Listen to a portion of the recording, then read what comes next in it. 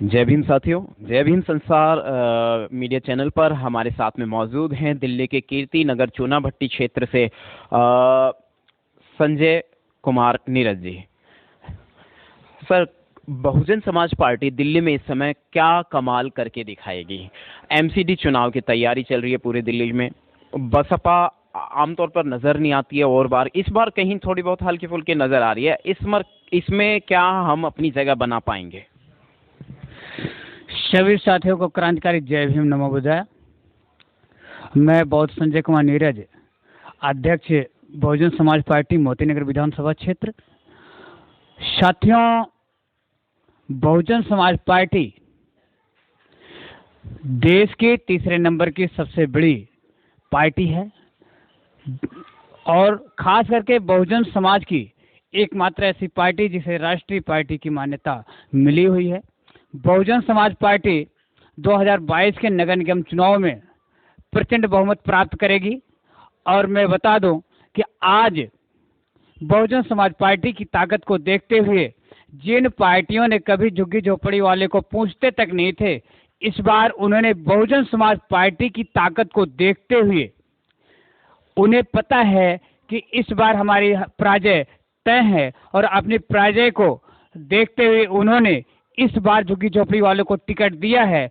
और क्यों दिया है, मैं इसी लहजे में बता देना चाहता हूं कि अगर बेइज्जती होती है, पराजय मिलती है, तो झुग्गी झोपड़ी वालों को मिले, वो सरमायादारों को ना मिले।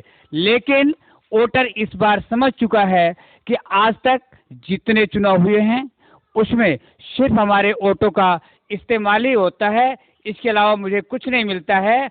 और इस बार हर वोटर, वह किसी भी समाज का हो, एससी एसटी ओबीसी माइनॉरिटी या पोस्ट कॉलोनियों में भी हमने इस बात की चर्चा सुनी है कि इस बार हम लोग बहुजन समाज पार्टी को वोट दे करके और बहुजन समाज पार्टी को जिताएंगे, क्योंकि हमने कांग्रेस को देखा, भाजपा को देखा और आम आदमी पार्टी को भी देखा है। जी जनाब, मेरा एक छोटा सा प्रश्न है आपसे जी। ये जो झुग्गी झोपड़ी में टिकट देने की आप बात कह रहे हो, भाजपा ने टिकट दिए हैं गरीब लोगों को झुग्गी झोपड़ी में, किस वजह से दिए हैं? क्या कारण है और क्या भाजपा फिर परास्त कर पाएगी बीएसपी को? देखिए, ये जब बाबा साहब डॉक्टर अंबेडकर 1951 का चुनाव लड़ रहे थे, उस समय भी बाबा साहब के ही समाज के लोगों को उनके खिलाफ में चुनाव लड़ाया गया था। लेकिन जब बाबा साहब चुनाव हार गए थे तो काजोलकर को चुनाव जीतने के बाद सम्मान में एक कार्यक्रम किया था और काजोलकर ने बाबा साहब को भी निमंत्रित किया था कि आप 2 शब्द आकर के जरूर कहेंगे। बाबा साहब डॉक्टर अंबेडकर ने अपने संबोधन में पूछा था कि काजोलकर, आज तो चुनाव जीत गया है, अब तुम्हारा काम क्या है? तो काजोलकर का एक ही जवाब था कि जो हमारी पार्टी के नेता कहेंगे हम वही करेंगे। आज भारतीय जनता पार्टी जो झुग्गी झोपड़ियों को टिकट दी है, तो अगर चुनाव जीत भी जाते हैं तो ये काम वही करेंगे जो उनके नेता करेंगे।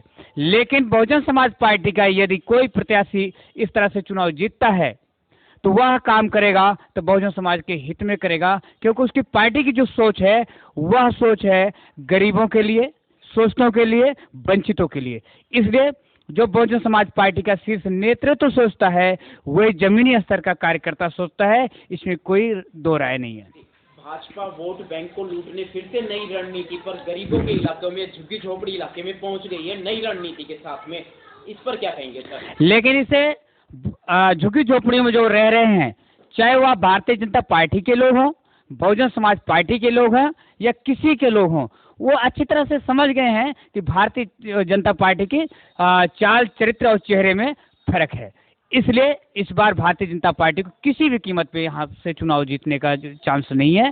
सारे वोटर्स, सभी लोग बहुजन समाज पार्टी को जो है चुनेंगे। मूल कारण क्या रहेंगे? देखिए, झुग्गी झोपड़ियों की, अथराइज कॉलोनियों के जो समस्याएं हैं उसका समाधान, और यह समाधान सिर्फ और सिर्फ बहुजन समाज पार्टी कर सकती है। आज भी नगर निगम के जो मेयर चुने गए हैं, जो पार्षद चुने गए हैं, उनके जो क्रियाकलाप हैं वो सबके सामने हैं। किसी भी झुग्गी झोपड़ी की कॉलोनी में जाइए, ना तो नाले की साफ सफाई होती है, ना तो जो है कि वहाँ के जो रास्ते हैं, सड़कें तो होती ही नहीं है, जो रास्ते हैं वह भी नहीं बने होते हैं। और इनका जो खर्च है, जो फंड है, वो पोस्ट कॉलोनियों में किए जाते हैं। कंक्रीट की सड़कें तोड़ करके बनाई जाती हैं, वहाँ की नालियों की रोज सफाई होती है, पाइपलाइनें रोज बिछती हैं वहाँ पे, चाहे वह नाली पाइप लाइन पानी की हो, चाहे गंदे नाले की हो, हर रोज वहाँ पे काम होता है। कारण यही होता है कि झुग्गी झोपड़ियों का वोट लिया जाता है और जो खर्च होता है वो पोस्ट कॉलोनियों में होता है। इस बार झुग्गी झोपड़ी को लोग अच्छी तरह से समझ गए हैं और इसका जो है परिणाम देखने को मिलेगा।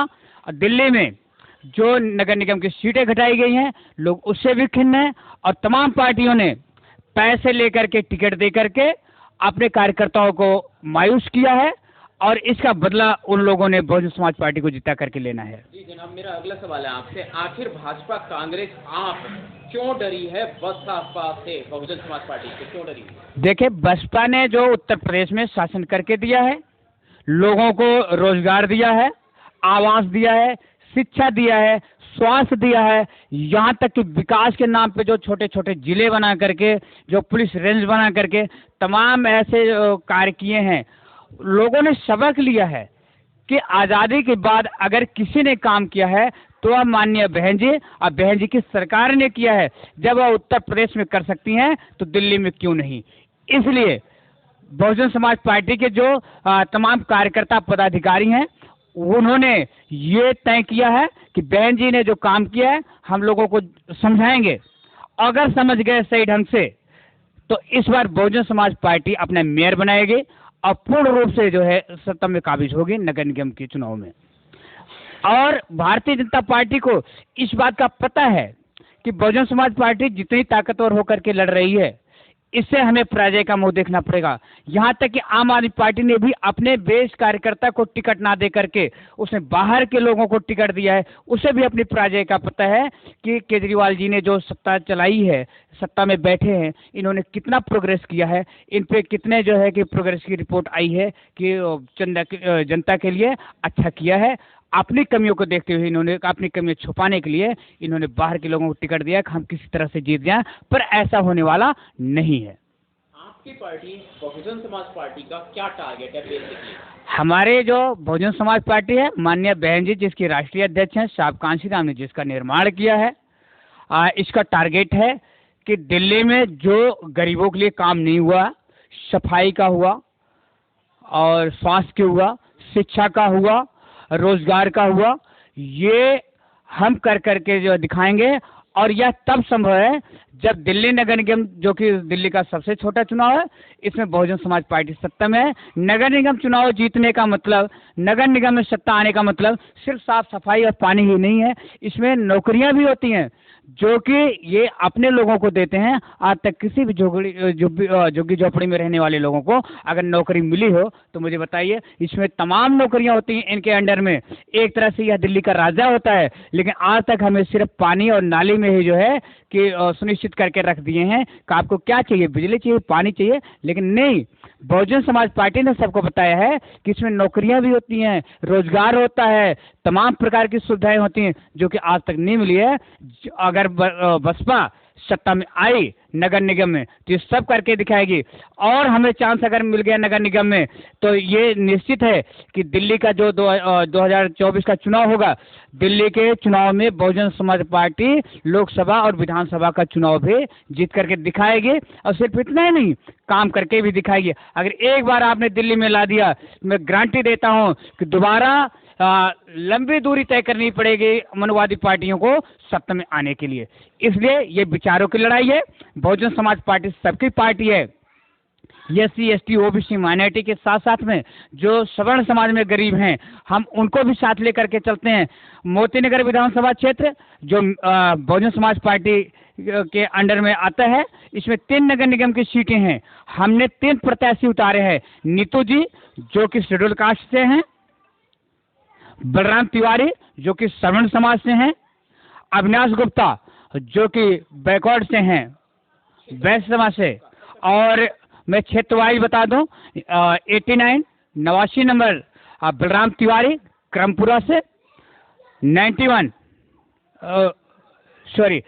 नंबर 90 नंबर से अविनाश गुप्ता जी वैश्य समाज से, 91 नंबर रमेश नगर वार्ड से नीतू जी जो कि शेड्यूल कास्ट से हैं। बहुजन समाज पार्टी को जो लोग आरोपित करते हैं कि ये तो जातिवाद फैलाती है, जातिवादी पार्टी है, मैं पूछना चाहता हूं क्या ब्रह्म तिवारी शेड्यूल कास्ट से हैं, अविनाश गुप्ता शेड्यूल कास्ट से हैं, नीतू जी तो शेड्यूल कास्ट से हैं। बहुजन समाज पार्टी सबका साथ सबका विकास सोचती है और सबको साथ लेकर के चलने का प्रयास करती है। चलना हमारा काम है। अगर हम बहुजन समाज पार्टी के साथ सही ढंग से चल गए तो बहुजन समाज पार्टी दिल्ली में परिवर्तन करके रहेगी। बहुत अच्छी बात आपने कही है, दिल्ली के विकास की बात आपने करी है, लेकिन इस समय हमारी जो तैयारी है क्या इतनी है कि हम भाजपा को पछाड़ सकेंगे? सर, हमारी तैयारी पूरी तरह से है। हम पूरी तरह से मजबूत स्थिति में हैं और हमारी मजबूती को देखते हुए जो अन्य पार्टियां वो डरी हुई हैं कि बसपा इस बार पूरी तैयारी के साथ, उन्होंने बहुत षड्यंत्र रचे हमारे साथ में, लेकिन उनका षड्यंत्र नाकामयाब हुआ है। ये क्यों? क्योंकि हमारी मजबूती, हमारी सूझबूझ और हमारा जो नेतृत्व है, अच्छा नेतृत्व होने के कारण आज वह अपने आप से परास्त हैं। और बहुजन समाज पार्टी निष्पक्ष है। ये तय है कि सत्ता के गलियारे में नहीं, सत्ता पर काबिज होगी। नगर निगम में हमें प्रचंड बहुमत मिलेगा, ये सुनिश्चित है। क्योंकि आज आप देख रहे होंगे कि सभी पार्टियों पे तमाम आरोप प्रत्यारोप होते हैं सत्ता में आने के बाद, लेकिन बहुजन समाज पार्टी जब तक सत्ता में रही उत्तर प्रदेश में कोई आरोप नहीं लगा। सिर्फ जो आरोप लगाए भी हैं उनमें भी हमने केस जीत ली है, क्योंकि हमने कोई गलत काम नहीं किया है। और आज अन्य पार्टियों में जो गलत काम किए हैं आप लोग देख रहे होंगे वो जेल के अंदर हैं, लेकिन बहुजन समाज पार्टी ऐसी राजनीति ना कभी की है, ना करेगी, ना आगे उम्मीद है। सर, एक बार आपका परिचय हो जाए पूरा। सर, मैं बौद्ध संजय कुमार नीरज, अध्यक्ष बहुजन समाज पार्टी 25 विधानसभा क्षेत्र मोतीनगर, दिल्ली प्रदेश। कुल मिलाकर के बहुजन समाज पार्टी को यदि मौका मिलता है सत्ता में आने का, एमसीडी में अपना कब्जा बनाने का, तो क्या बहुजन समाज पार्टी भाजपा और कांग्रेस और आम आदमी पार्टी से कुछ बेहतर करके दिखाएगी? ये 100% निश्चित है, क्योंकि बहुजन समाज पार्टी उन लोगों की पार्टी है जिन लोगों को आज सुख सुविधा से दूर रखा गया है, चाहे वह किसी भी समाज से हो, जिसको ये पता है जी, ठीक है, SC ST OBC माइनॉरिटी और सवर्ण समाज के लोगों को सबको साथ लेकर के चलेगी और सबके विकास के लिए काम करेगी।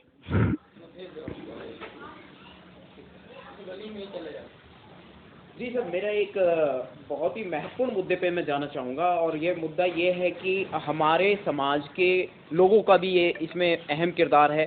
साथ ही विपक्ष तो अपनी चाले सादा चलता रहता है, मतलब बहुत ही शातिराना अंदाज में।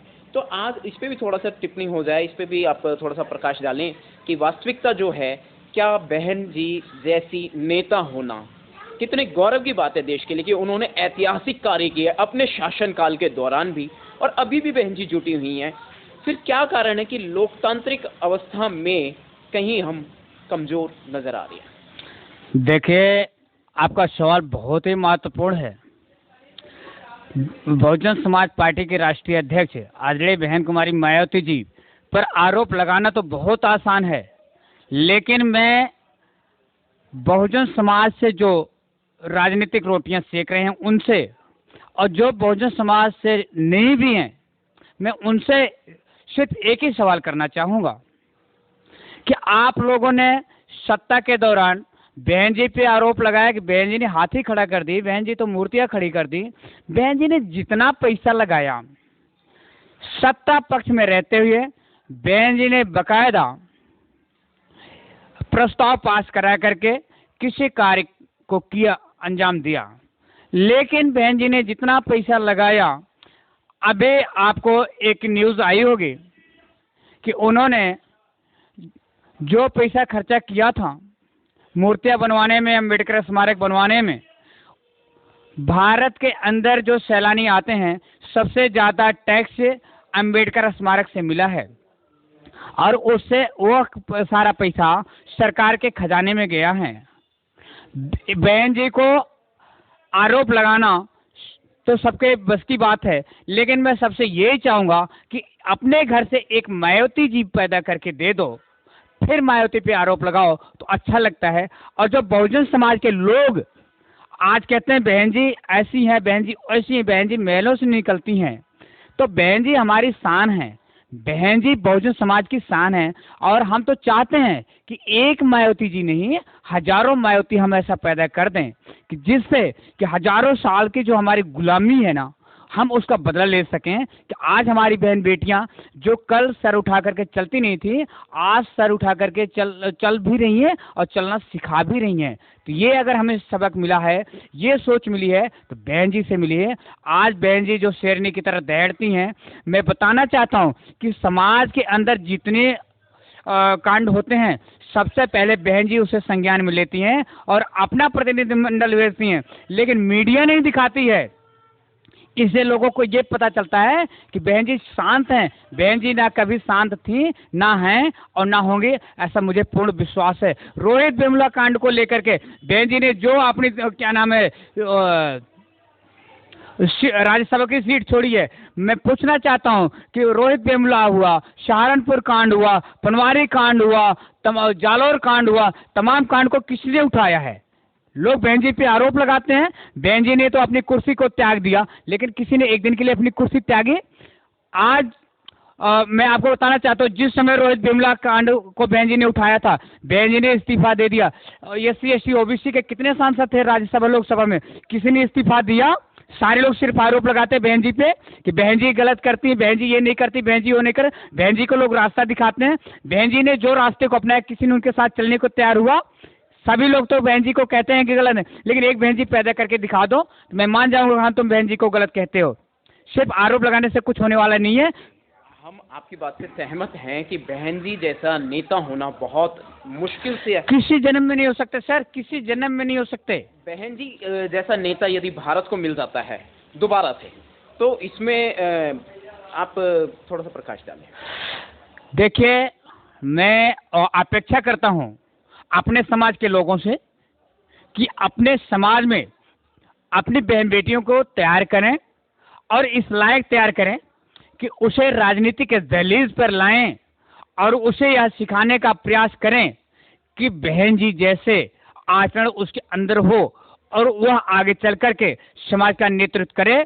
हमारा पूरा समाज उसके साथ रहेगा और सम्मान के साथ रहेगा। और बहुजन समाज से जन्मे तमाम जो संगठन हैं, उनके संगठन के नेताओं को मैं एक चेतावनी दे देना चाहता हूं कि आज आप बात करते हो बहुजन समाज पार्टी को कमजोर करने की, बहुजन समाज पार्टी के नेता की भर्त्सना करते, निंदा करते हो। आपके अंदर सोच होनी चाहिए कि हमारे समाज की एक ऐसी शेरनी है जो कि शान है, आप उसे मजबूत करने का प्रयास करें। मनुवादी पार्टी से चंदा लेकर के उन्हें अपने प्रोग्राम में गेस्ट बना करके अपनी जेब भरने का काम बंद कर दें और बहुजन समाज पार्टी की जो राष्ट्रीय अध्यक्ष हैं, इनके विचारों पर, इनकी सोच पर चलें और बहुजन समाज पार्टी को मजबूत करें। इसी में बहुजन समाज का कल्याण हो सकता है, अन्यथा होने वाला नहीं है। और आप अपनी जेब को ज्यादा दिनों तक मजबूत नहीं कर सकते हैं, क्योंकि मनवादी सोच के लोग बड़े शातिर होते हैं। आप उनको इस्तेमाल नहीं कर रहे हो, वो आपको इस्तेमाल कर रहे हैं। जी, एक बार मैं बहन जी के विषय में एक बात और मैं आपके माध्यम से कहना चाहूँगा या डिस्कशन करना चाहूँगा यहाँ पर।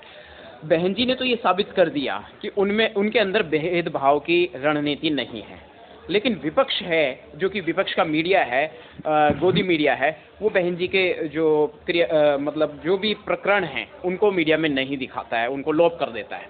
देखिए, बहन जी जब भी मीडिया से रूबरू होती हैं, मीडिया उनकी बात को कवरेज करता है। कवरेज करने के बाद जितने लोग वहां उपस्थित होते हैं, सबको ये लगता है कि बहन जी की बात मीडिया में जा रही है, लेकिन मीडिया इसलिए नहीं दिखाती है क्योंकि बहन जी की बात को अगर मीडिया दिखाने लगेगी, आज का समय वो है कि जो दिखता है वही बिकता है। मीडिया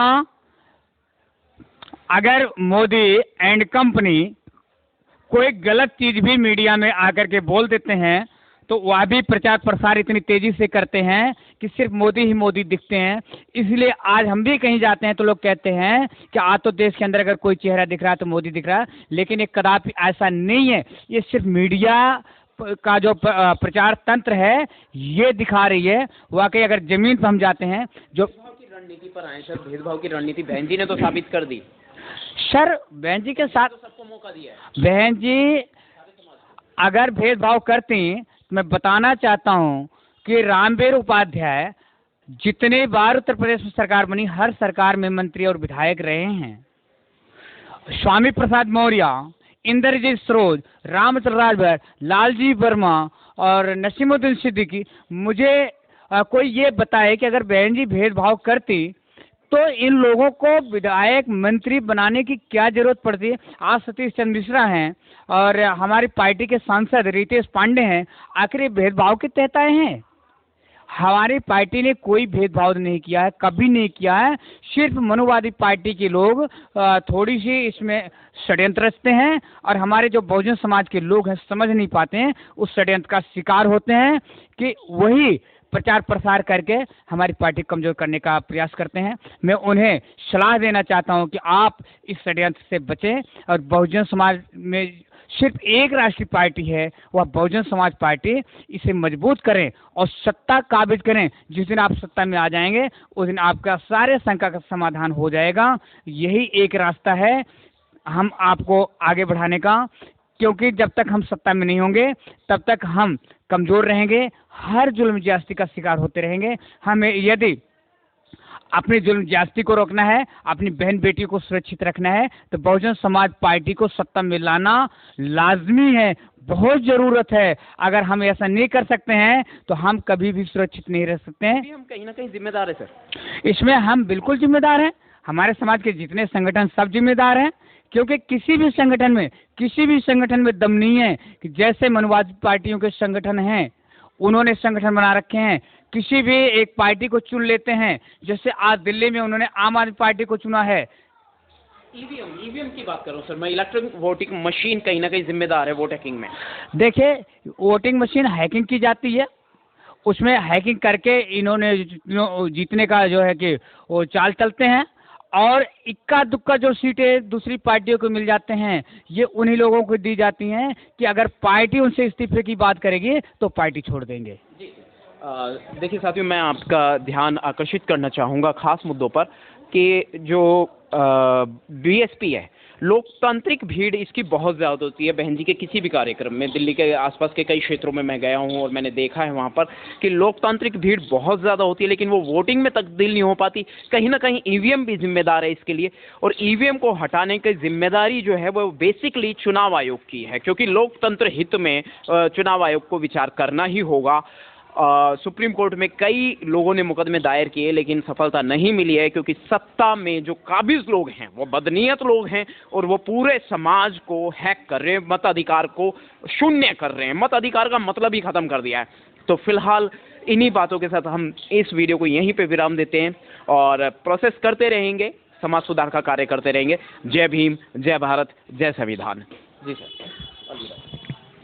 साथियों, इन्हीं सभी बातों को ध्यान में रखते हुए मैं अंत में आप लोगों से एक निवेदन करूंगा कि 2022 के नगर निगम चुनाव में बहुजन समाज पार्टी से जितने प्रत्याशी जहां जहां से अपनी उम्मीदवारी जताई है, आप सभी बहुजन समाज पार्टी के उम्मीदवार को वोट दे करके भारी मतों से विजयी बनाएंगे।